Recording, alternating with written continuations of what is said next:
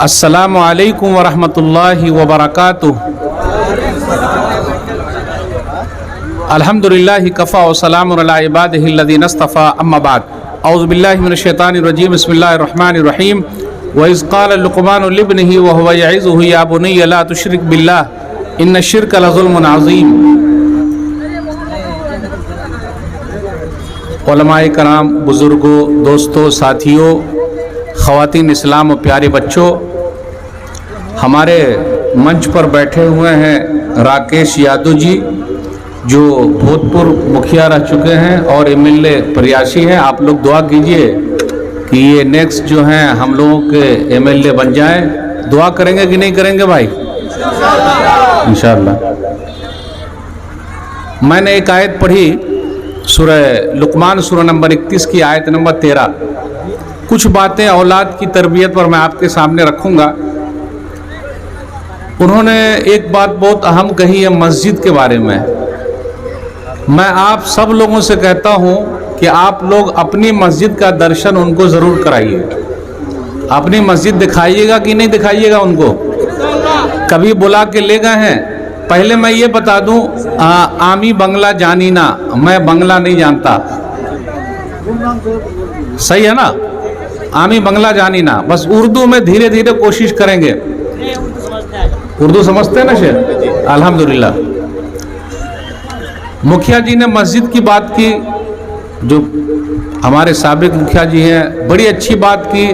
और ये भाईचारा बना रहे, प्यार मोहब्बत इसी तरीके से रहे।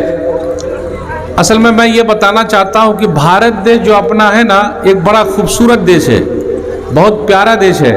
और भारत देश में बहुत सारे लोगों ने राज किया है और बहुत सारे लोगों ने इंसाफ की बातें कही है। औरंगज़ेब के बारे में मैं एक दो चीज़ बताना चाहता हूँ, क्योंकि वो चीज़ याद रहे तो फ़ायदा रहेगा। औरंगज़ेब 3 मंदिरों को दान दिए हैं, जो कागज़ में लिखा हुआ है। आप लोग शायद ही सुने होंगे कि औरंगज़ेब मंदिरों को दान देते थे। औरंगज़ेब के बारे में गलत बातें लोग बहुत सुनाते हैं, लेकिन औरंगज़ेब के बारे में यह है कि औरंगज़ेब रहमहुल्लाह ने 3 मंदिरों को दान दिया है। 3 मंदिरों का नाम मैं आप लोगों को बताऊंगा, नाम याद रखिएगा। नाम ये है उज्जैन की महाकाल मंदिर। मुखिया जी को मालूम होगा, उज्जैन की महाकाल मंदिर। उज्जैन की, ठीक है, उज्जैन की महाकाल मंदिर को औरंगज़ेब दान देते थे और वहां पर उसके कागज में लिखा हुआ है। आप लोगों को मालूम था कि औरंगज़ेब उज्जैन की महाकाल मंदिर को दान देते थे? मालूम है लिखा हुआ? नहीं मालूम है। डॉक्टर राम पुनियानी कहते हैं। नंबर 2, कामाख्या मंदिर। ये कहाँ है कामाख्या मंदिर? आसाम में है। आप लोगों को भी नहीं मालूम होगा। देखिए, आसाम में है कामाख्या मंदिर। औरंगज़ेब कामाख्या मंदिर को भी दान देते थे। नंबर 3, वृंदावन। वृंदावन यूपी में है। वृंदावन यूपी में है।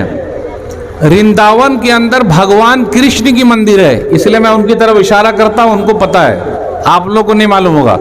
डॉक्टर राम पुनियानी कहते हैं कि औरंगज़ेब ने वृंदावन में भगवान कृष्ण की मंदिर को दान दिया है और ये कागज में लिखा हुआ है। शायद के राकेश यादव जी को भी इससे पहले ना मालूम होगा। अब जो है वो अपनी तकरीर में कहीं भी बात करेंगे तो औरंगज़ेब के बारे में 3 मंदिर का वो जिक्र ज़रूर करेंगे। मैं एक मंदिर और उनको बता देता हूं ताकि वो याद रहे और आप लोगों को भी याद रहे। आप लोगों को मालूम था क्या? नहीं मालूम। 3 मंदिर के बारे में मालूम था? नहीं मालूम था। 4थी मंदिर के बारे में बता रहा हूं। आप चले जाइए चित्रकूट। चित्रकूट जानते हैं? नहीं मालूम आपको? चित्रकूट के अंदर एक मंदिर बनी हुई है, लेकिन वो मंदिर मस्जिद है, यानी मस्जिद की तरह लगती है। चित्रकूट में एक मंदिर है, लेकिन वो मंदिर मस्जिद की तरह लगती है। उसको औरंगज़ेब ने बनवाया है। राकेश जी के लिए एक मालूमात और, ये मैंने नहीं कहा, इलाहाबाद यूनिवर्सिटी के एक प्रोफेसर ने लिखा है कि चित्रकूट में एक मंदिर है जो मस्जिद की तरह लगती है और उसको औरंगजेब ने बनाया है, और औरंगजेब ने कई गांव उसको दान में दे दिए थे। तो ये 4 मंदिरों का मैंने जिक्र किया, इसलिए जिक्र किया कि राकेश जी को याद रहे और अपने साथियों में ये बयान करें कि औरंगजेब ने 50 साल यह हुकूमत की है, और औरंगजेब ने 50 साल में भारत के खजाने से एक नया रुपया नहीं लिया है। ये मैं नहीं कहता, डॉक्टर राम पुनियानी कहते हैं। औरंगजेब टोपी सिल के और औरंगजेब कुरान लिख के अपना खर्चा चलाते थे, ये भी आपको नहीं मालूम होगा। 50 साल तक औरंगजेब ने भारत पर हुकूमत की है और 50 साल तक भारत के खजाने से एक नया पैसा उन्होंने नहीं लिया है। यह मैं नहीं कहता, डॉक्टर राम पुनियानी कहते हैं। और औरंगजेब के ज़माने में भारत की जीडीपी 25 यानी पूरी दुनिया का 1/3 थी, यह भी नहीं मालूम होगा। आप लोगों को मालूम था ये सब? कुछ भी नहीं मालूम था। क्या मालूम है? खान साहब नाच रहे हैं फिल्मी दुनिया में ना, हीरो हीरोइन को जानते हैं, और जब औरंगजेब के ऊपर कोई मसला आता है तो जवाब कौन दे रहे हैं? डॉक्टर राम पुनियानी दे रहे हैं। डॉक्टर राम पुनियानी मुसलमान नहीं है, लेकिन डॉक्टर राम पुनियानी सबसे ज्यादा औरंगजेब के फेवर में वीडियो बना रहे हैं। यह बात भी आप लोगों को नहीं मालूम रही होगी। मालूम थी? नहीं मालूम थी। इसलिए मेरे भाइयों पढ़िए, मेरा वही कहना है, पढ़िए लिखिए, पढ़ोगे लिखोगे बनोगे नवाब, खेलोगे कूदोगे होगे खराब। सही है? नहीं, अब ऐसा हो गया है क्योंकि जब से आईपीएल आया है एक छक्का मारने पर कितना लाख रुपया मिलता है? बहुत पैसा मिलता है। तो क्या होगा? खेलोगे कूदोगे बनोगे लाजवाब, और पढ़ोगे लिखोगे बनोगे नवाब। सही है ना? खेल कूद में भी पैसा है। अगर आप अच्छा खेलिएगा तो आपका नाम टीम में आएगा। भाई आपकी टीम में शमी नाम का कोई खिलाड़ी खेल रहा कि नहीं खेल रहा? तो ये अपने भारत की खूबसूरती है कि नहीं? और एक और खिलाड़ी है सिख, खिलाड़ी का नाम क्या है? अरे नहीं भाई, ये अपने भारत की खूबसूरती है। इसलिए मैं आप लोगों से पूछना चाहता हूं, सिर्फ मुस्लिम का नाम याद रखिएगा। अर्शदीप सिंह सिख हैं, भारत के लिए खेल रहे हैं, तो यही अपने भारत की खूबसूरती है। और भारत को जिताते जा रहे हैं, सब लोग कोशिश कर रहे हैं। एक तरफ अगर कोहली है तो शमी भी हैं, सिराज भी हैं, अर्शदीप सिंह भी हैं, सब लोग मेहनत कर रहे हैं कि नहीं कर रहे हैं? तो हम सबको मिलकर भारत को आगे ले जाना है इंशाअल्लाह। बोले भी नहीं, अपना भारत तरक्की कब करेगा? जब सब मिलकर चलेंगे। अगर कोई भी पीछे रह जाएगा तो भारत कभी भी तरक्की नहीं कर सकता, वरना पूरी दुनिया में बदनाम हो जाएगा। यहां थोड़ा सा भी कुछ होता है पूरी दुनिया वाले को पता चल जाता है, क्योंकि अभी मीडिया का दौर है, कोई भी चीज छुप नहीं सकती। वैसे राकेश यादव जी ने कहा बाबरी मस्जिद के बारे में, लेकिन मैं तो यही कहूंगा कि सुप्रीम कोर्ट के जरिए ये हुआ है। हम सम्मान करते हैं, हम इज्जत करते हैं, हम एहतराम करते हैं। हमें सुप्रीम कोर्ट पर, हाई कोर्ट पर, लोअर कोर्ट पर सब पर भरोसा है। भरोसा है कि नहीं भाई? सब पर भरोसा है। आज एक मस्जिद गई है और आपको मालूम है, मैं यादव जी के लिए बताना चाह रहा हूं, अब उनके ऊपर मेरा मौजू ही चेंज हो गया। आपको मालूम है बाबरी मस्जिद पर पहला हथौड़ा जिसने चलाया था उसका नाम क्या था? देखिए, कुछ भी नहीं मालूम आपको। इतना बड़ा मजमा, बाबरी मस्जिद को ढाने के लिए जो पहला हथौड़ा जिसने चलाया था उसका नाम था बलबीर सिंह। क्या नाम था? बलबीर सिंह। बलबीर सिंह 6 दिसंबर 1992 को बाबरी मस्जिद पर पहला हथौड़ा चलाया। ऊपर गुम्मद पर चढ़ गया, पहला हथौड़ा चलाया। और आपको मालूम है यही बलबीर सिंह 1 साल के बाद 1993 में बलबीर सिंह से मोहम्मद आमिर हो गए, उन्होंने इस्लाम कबूल कर लिया। कैसे हुआ ऐसा? 1 साल के बाद जिस बंदे ने बाबरी मस्जिद पर पहला हथौड़ा चलाया वो बंदा 1 साल के बाद इस्लाम कबूल कर लेता है। वो कैसे? ये हमारे मोहब्बत की वजह से, हमारे अखलाक की वजह से। और उसका नाम है मोहम्मद आमिर। अभी 2 साल पहले उनका इंतकाल हो गया। बलबीर सिंह ने अहद किया था, गौर से सुनिएगा, बलबीर सिंह ने अहद किया था जब तक मैं 100 मस्जिद नहीं बनाऊंगा या 100 मस्जिद रिपेयर नहीं करूंगा बाबरी मस्जिद की भरपाई नहीं हो सकती है, क्योंकि मैं भगवान के यहाँ मुंह दिखाना नहीं चाहता कि मैंने ही मस्जिद पर पहला हथौड़ा चलाया है। और अल्लाह ताला ने बलबीर सिंह को मोहम्मद आमिर बना दिया और मोहम्मद आमिर ने 100 मस्जिद बनाकर अल्हम्दुलिल्लाह अभी दुनिया से रुखसत हो गया, उनका इंतकाल हो गया।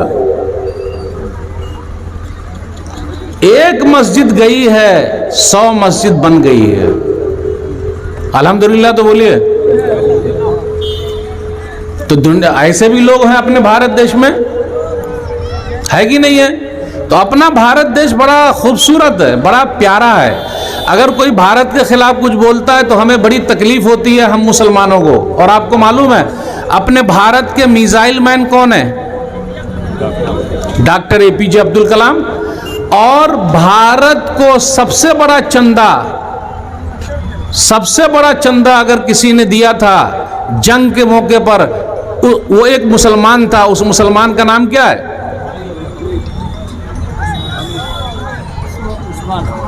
मीर उस्मान अली। मीर उस्मान अली ने, जो हैदराबाद के नवाब थे, 5 टन या 6 टन सोना दे दिया था। और आपको मालूम है दिल्ली के अंदर 1947 में 15 अगस्त के दिन पहला झंडा जो अपना तिरंगा है, तिरंगा को किसने लहराया था पता है आपको? कुछ भी नहीं मालूम। पढ़िएगा तब ना आगे बढ़िएगा। कैप्टन शहनवाज खान, कैप्टन शहनवाज, जिन्होंने पहला तिरंगा, पहले अंग्रेजों का तिरंगा जो था, अंग्रेजों का जो था झंडा, उसको नीचा किया, उतारा और अपने भारत का झंडा लहराया। और आपको मालूम है भारत का ये तिरंगा झंडा किसने बनाया है? मेरा उन्वान ही बदल गया आप लोगों को देखकर। भारत का ये तिरंगा झंडा किसने बनाया है पता है आपको? एक मुसलमान औरत है जिसका नाम है सुरैया तैयब जी। 3 कलर वाला ना, 3 कलर वाला, ये 3 कलर वाला भारत का झंडा बनाने वाली एक औरत है जिसका नाम है सुरैया तैयब जी।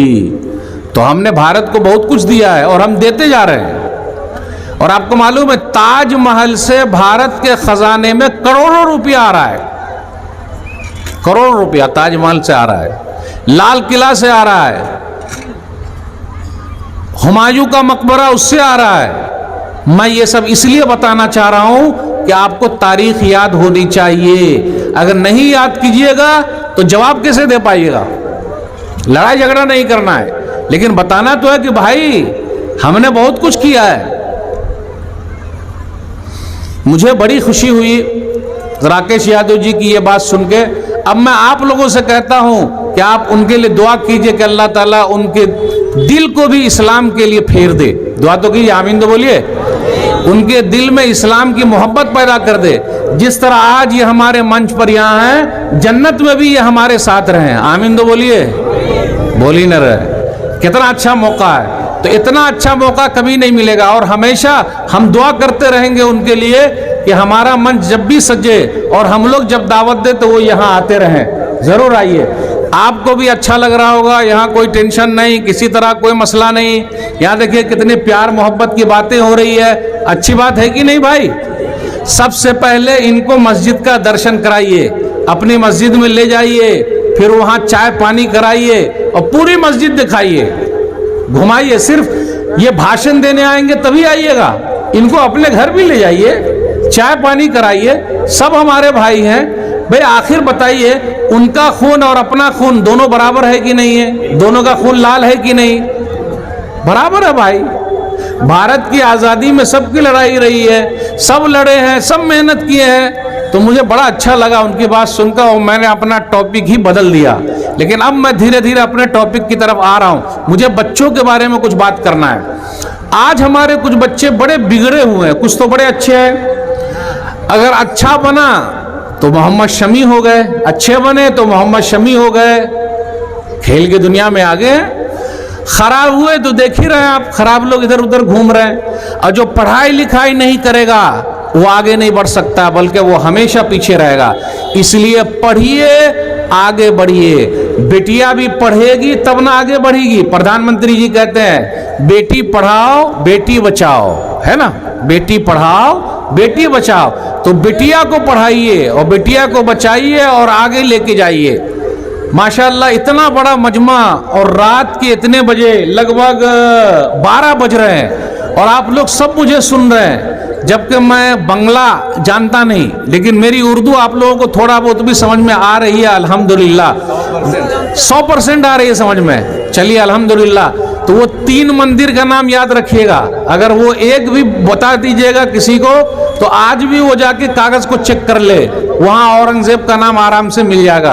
और आप बनारस चले जाइए, अभी मैं बनारस गया था और बनारस में मैं घाट पर भी गया था और आराम से गया। पूरे बनारस में, अब राकेश यादव जी भी गए होंगे, पूरे बनारस में और घाट पर अकेली एक मस्जिद खड़ी हुई है। आप लोगों ने देखा? कभी गए नहीं?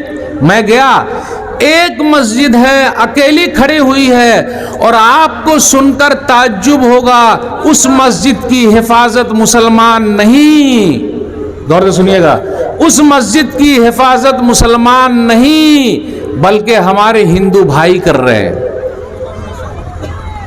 बनारस के अंदर एक मस्जिद ऐसी है, घाट पर, मैं उस मस्जिद के अंदर गया, आजू बाजू में किसी भी मुसलमान का घर नहीं है, लेकिन उस मस्जिद की हिफाजत मुसलमान नहीं बल्कि हमारे भाई कर रहे हैं। इससे ये पता चला सब आपके दुश्मन नहीं है, आप किसी को अपना दुश्मन न समझिए, आपके दोस्त हैं, पहले उनसे मिलिए तो, उनको अपने यहाँ बुलाइए तो फिर प्यार मोहब्बत की बातें होगी। तो ये बातें बताना जरा जरूरी था। अब मैं अपने बच्चों की तरफ आता हूँ, जो बच्चे हमारे कुछ बिगड़े हुए हैं। आप देख लीजिए, कुछ बच्चे ऐसे हैं जिनके कान में बाली है, कान में बाली, होठों पे गाली, मुंह पे गाली, सिर्फ गाली बकते रहते हैं वो लोग। ऐसा कुछ लोगों को देखिएगा कड़ा पहने हुए और मारते रहते हैं।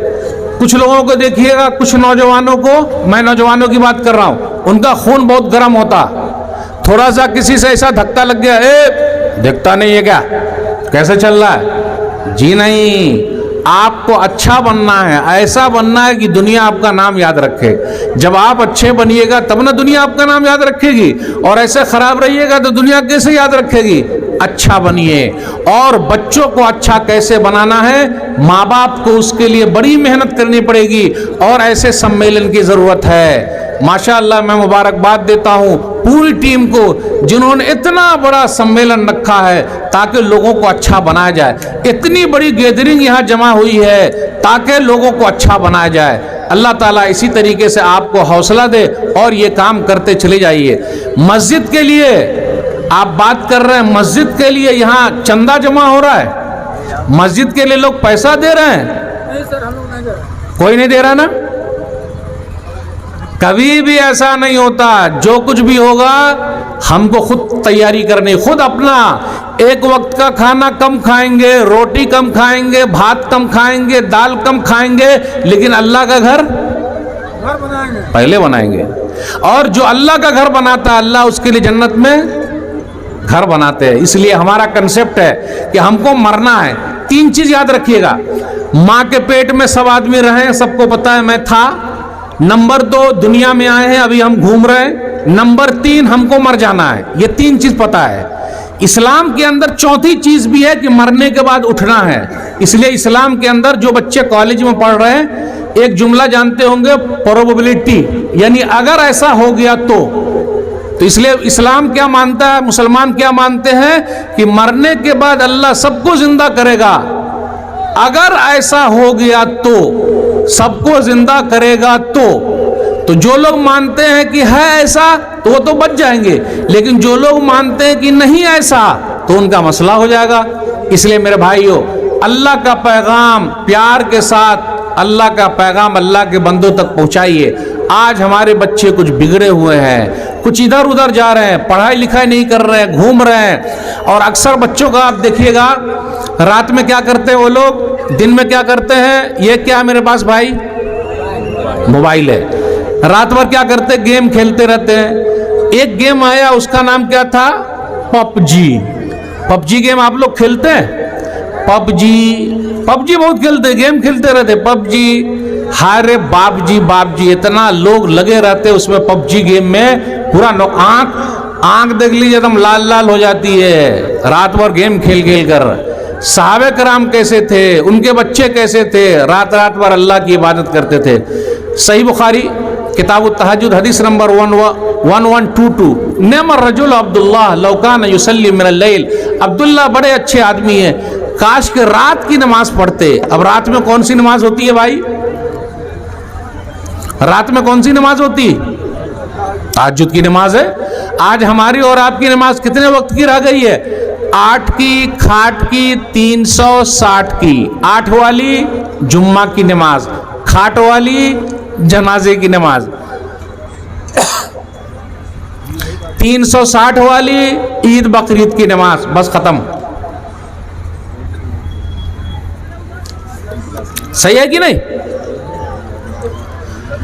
8 की, खाट की, 360 की। अब ये जितने बड़े मजमे में सब लोग मौजूद हैं यहाँ, अगर फजर में सब लोग हाजिर हो जाएं तो, फजर में सब लोग हाजिर हो जाए तो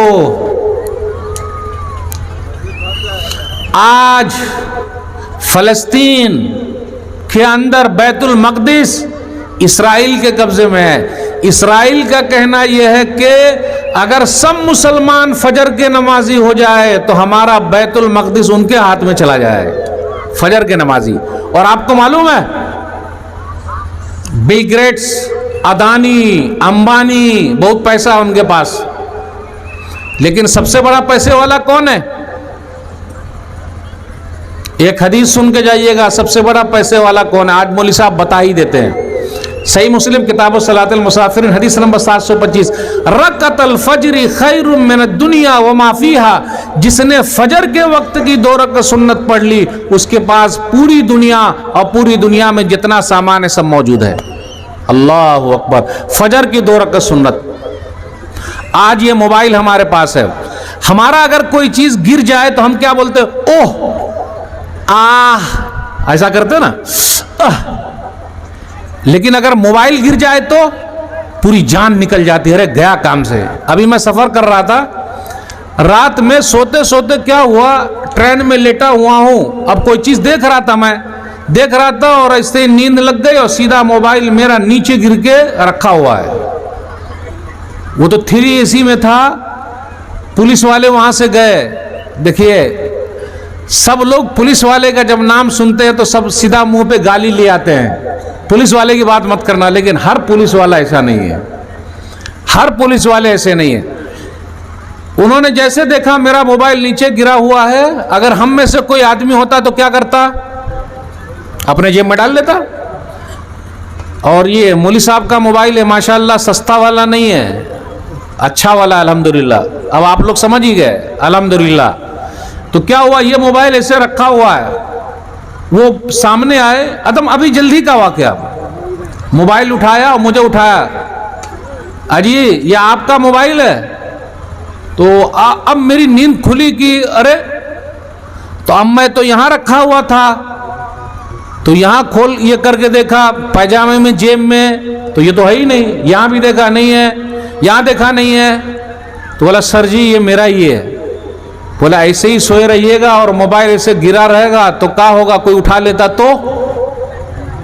आज भी ईमानदारी बाकी है। मैं ऐसे पुलिस वालों को, फौजियों को, सबको सलाम करता हूं, सलूट करता हूं। लोग नेताजी का नाम सुनते हैं, मुखिया जी का नाम सुनते हैं, बोले गाली बकते।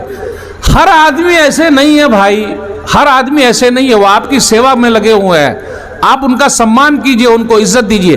तो हमारे नौजवान कुछ ऐसे हैं जो रात रात भर मोबाइल में लगे हुए हैं। अल्लाह के लिए रात को सोने में गुजारिए, ताकि क्या हो, सुबह के वक्त जब हम फजर की नमाज पढ़ें तो उसके बाद हमारा फायदा हो।